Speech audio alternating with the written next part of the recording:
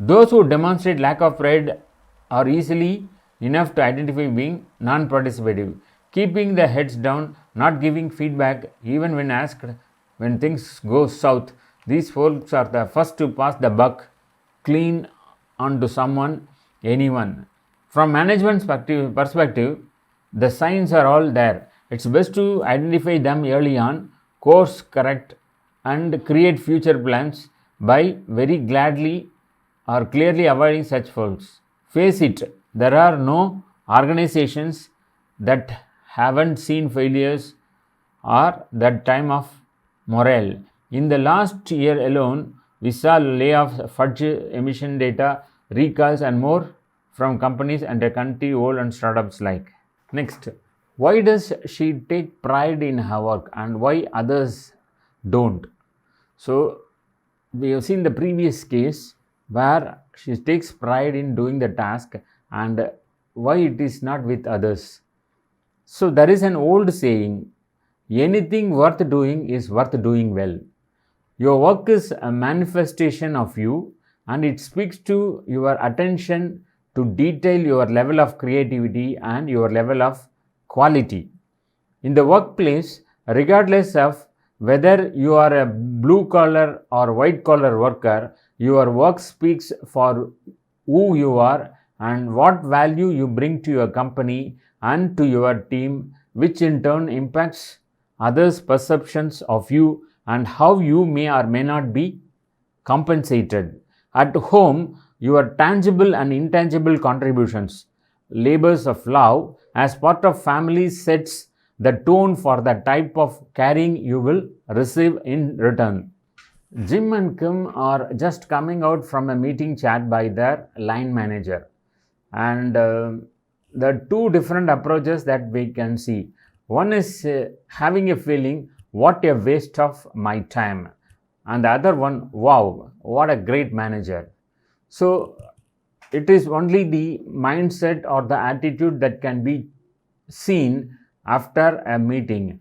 And in the first case, the person feels that it is a total waste of time as he may not be in a position to get what is really required, or he has made his mindset in such a way that not ready to accept what is discussed in the meeting or the outcome of the meeting. On the other hand, that girl is able to understand or happy with the information that has been discussed or the agenda of the meeting and the outcome of the meeting, which has really made her happy. So the expression or the feeling could be that, wow, what a great manager. So one way it is an admiration and other way it is a pessimistic approach or unhappiness. Next, list as many factors that could account for the difference in opinion held by Jim and Kim towards their line managers. So, what are all the things that we can understand from two different personalities or people with two different attitudes and people with two different behavior as well? So, what factors can be the thing which can be matched with the discussion what has taken place earlier? How we behave at work often depends on how we feel about being there. Therefore, making sense of how people behave depends on understanding their work attitudes. An attitude refers to our opinions, beliefs, and feelings about aspects of our environment. We have attitudes towards the food we eat, people we meet, courses we take, and things we do. At work, two job attitudes have the greatest potential to influence how we behave. These are satisfaction and organizational commitment. Job satisfaction refers to the feelings people have towards their job. If the number of studies conducted on job satisfaction is an indicator, job satisfaction is probably the most important job attitude. Institutions such as Gallup or the Society of Human Resource Management periodically conduct studies of job satisfaction to track how satisfied employees are at work. According to a recent study, 90% of the employees surveyed said that they were at least somewhat satisfied within their jobs. A recent study revealed 40% who were very satisfied and for many employees, a dream job is one that is not a nightmare. Organizational commitment is the emotional attachment people have towards the company they work for. A highly committed employee is one who accepts and believes in the company's values, is willing to put out effort to meet the company's goals, and has a strong desire to remain with the company. People who are committed to their company often refer to their company as we, as opposed to they, as in this company. We have great benefits.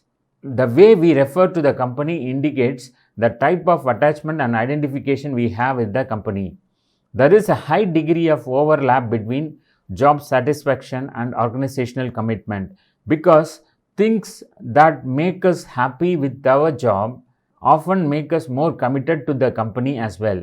Companies believe that these attitudes are worth tracking because they often are associated with outcomes that are important to the controlling role, such as performance, helping others, absenteeism, and turnover.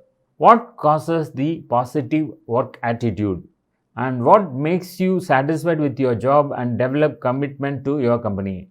Research has shown that people pay attention to several factors of their work environment, including characteristics of the job, that is, a function of organizing activities, how they are treated related to leadership actions, and the relationship they form with colleagues and managers, also leadership related, and the level of stress the job entails. As we have seen earlier in this concept, personality and values play important roles in how employees feel about their jobs. Employees tend to be more satisfied and committed in jobs that involve certain characteristics. The ability to use a variety of skills, having autonomy at work, receiving feedback on the job, and performing a significant task are some characteristics that are related to satisfaction and commitment. However, the presence of these factors is not important for everyone. Some people have a high need for growth. These employees tend to be more satisfied when their jobs help them build new skills and improve. And organizational justice and the psychological contract. A strong influence over our satisfaction level is how fairly we are treated. People pay attention to the fairness of the company's policies and supervisors and fairness their pay and other rewards they receive from the company. Organizational justice can be classified into three categories. 1. Procedural, that is fairness in the way policies and processes are carried out. And 2. Distributive, the allocation of resources or compensation and benefits. And third one, interactional, the degree to which people are treated with dignity and respect. At the root of organizational justice is trust, something that is easier to break than to repair if broken. The psychological contract is the unspoken, informal understanding that an employee will contribute certain things to the organization. Example, work ability and willing attitude, and will receive certain things in return. Example, reasonable pay and benefits. Under the psychological contract, an employee may believe that if he or she works hard and receives favorable performance evaluations, he or she will receive an annual bonus, periodic raises and promotions, and will not be laid off. Since the downsizing trend of the past 20 years, many commentators have declared that the psychological contract is violated more often than not. Relationships at work. Two strong predictors of our happiness at work and commitment to the company are our relationship with co-workers and managers. The people we interact with, how friendly they are, whether we are socially accepted in our work group, whether we are treated with respect by them, are important to our happiness at work. Research also shows that our relationship with our manager, how considerate the manager is, and whether we build a trust-based relationship with our manager are critically important to our job satisfaction and organizational commitment. When our manager and overall management listen to us, care about us, and value our opinions, we tend to feel good at work. When establishing effective solutions or relations with employees, Little signals that you care about your employees go a long way. For example, San Francisco's Hotel Carlton was taken over and renovated by a new management group, Joy D. Weir Hospitality. One of the small things the new management did that created dramatic results was that, in response to an employee attitude survey, they replaced the old vacuum cleaners housekeepers were using and started replacing every year. It did not cost the company much to replace the old machinery, but this simple act of listening to employee problems and taking action went a long way to make employees feel better.